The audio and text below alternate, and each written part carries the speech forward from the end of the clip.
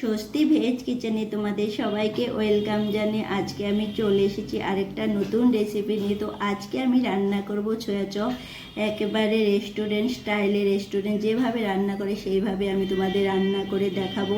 তো দেখতে পাচ্ছ আমি কিন্তু ছোয়া চপ ফ্রিজের থেকে সকালবেলা বের করে রেখেছি।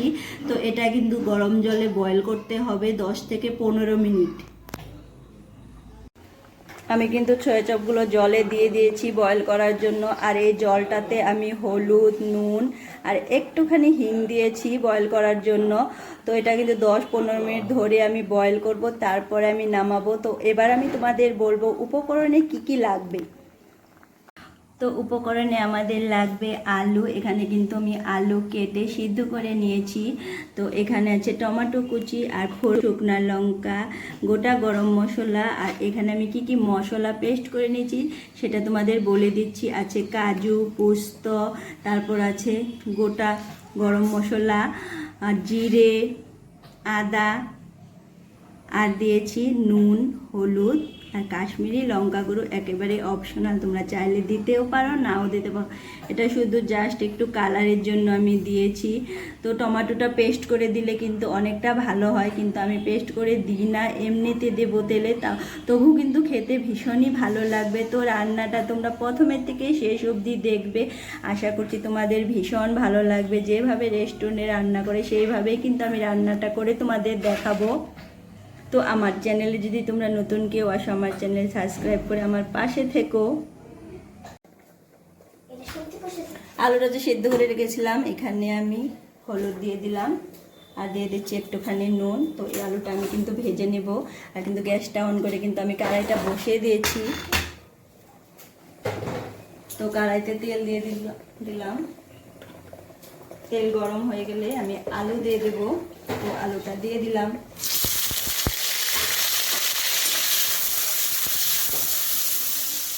তো আমার কিন্তু ছোয়া চপ সিদ্ধ করা হয়ে গেছে, দেখতে পাচ্ছ ফুলে গেছে অনেকটা। এটা কিন্তু ভালো করে সিদ্ধ করলে অনেকটা ফুলে যায়। তো এটা এবার আমি নামাবো, নামিয়ে নিচ্ছি। তো নামিয়ে নিলাম। আমার কিন্তু আলুটা ভাজা করা হয়ে গেছে, গ্যাসটা অফ করে দিচ্ছি। এবার আমি আলু নামাবো।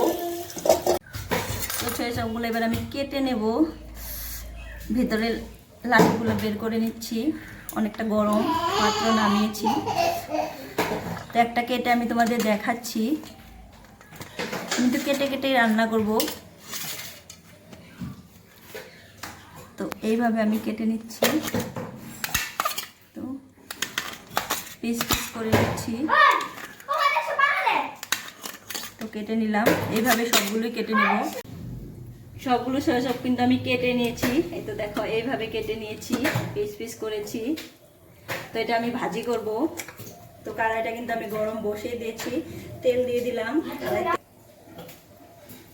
কড়াইতে তেল দিয়ে দিয়েছি। তো তেলটা গরম হলে তারপর আমি ছোয়া চপগুলো দিয়ে দেব। দিয়ে দিলাম।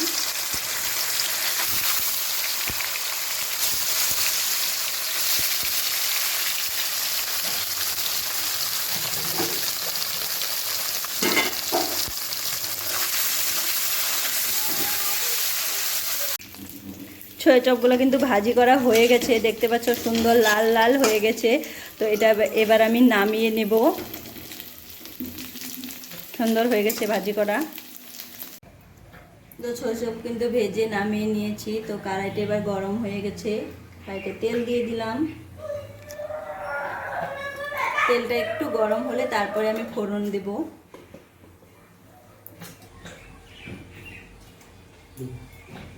শুকনো লঙ্কা দিয়ে দিলাম, জিরে, গোটা গরম মশলা,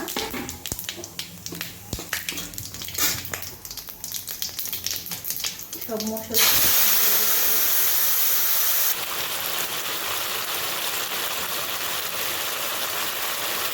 একটুখানি হিং দিয়ে দিচ্ছি মশলাতে। তো এবার মশলাটা কিন্তু খুব ভালোভাবে কষাতে হবে অনেকটা সময় ধরে।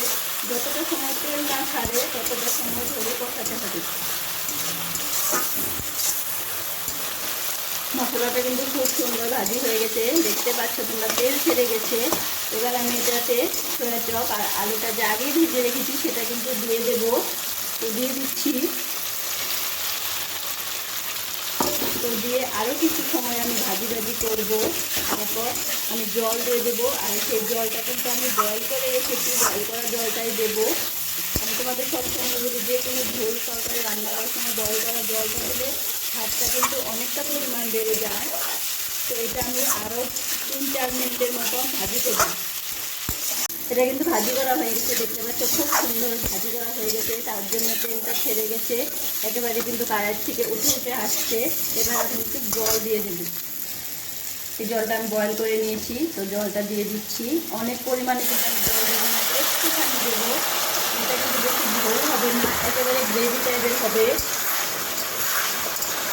ছোটো ছোটো যদি বেশি জল দিলে কিন্তু ভালো লাগবে না খেতে, একেবারে গ্রেভি টাইপের হলে তবেই ভালো লাগবে খেতে, ভীষণই টেস্টি হবে। তাহলে দেখতে পাচ্ছ মশলাটা যেন গায়ে লেগে থাকে এমন হতে হবে।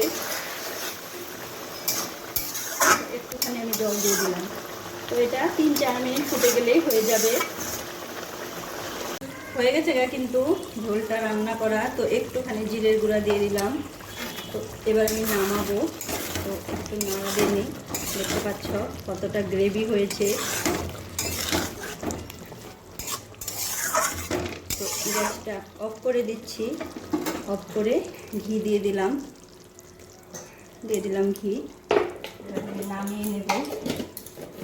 নামিয়ে তোমাদের আমি দেখাচ্ছি কেমন হয়েছে। তো হয়ে গেছে রান্না করা, এই দেখতে পাচ্ছ খুব সুন্দর হয়েছে, একেবারে গ্রেভি। তোমরা যদি এইভাবে রান্না করো বাড়িতে ভীষণই ভালো লাগবে। এটা কিন্তু একেবারে রেস্টুরেন্ট স্টাইলে রান্না করেছি। তো আমার এই রান্নাটা যদি তোমাদের ভালো লাগে তো একটা লাইক করো, আর আমার চ্যানেলে সাবস্ক্রাইব করে আমার পাশে থেকো।